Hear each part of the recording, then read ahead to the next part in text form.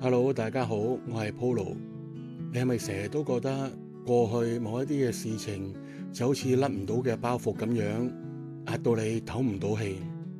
嗰啲嘅遺憾、懊悔、唔甘心，甚至乎係傷痛，佢哋喺腦海入邊不停咁樣去重播，消耗住我哋嘅精力，等我哋錯過咗眼前嘅陽光。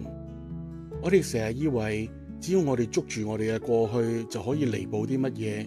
又或者警惕自己唔好再犯錯，但係好多時候，我哋只係將自己困喺嗰個已經結束嘅時空裏面，令到我哋自己喐都喐唔到。但係你知道嗎？放下並唔係要你去忘記，亦都唔係懦弱，佢係一種選擇，一種對自己嘅溫柔同埋和解。佢係為咗令我哋可以輕裝前行，去迎接生命中更多嘅可能性。而家不如俾你自己試下深呼吸，話俾自己聽，過去嘅就由得去過去啦。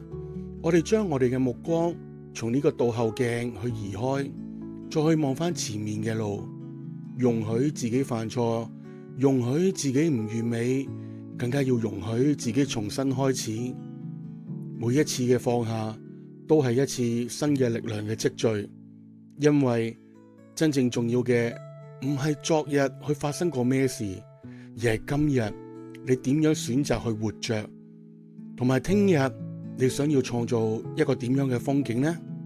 放低過去，先至可以擁抱無限未來嘅可能性。加油啊，各位！拜拜。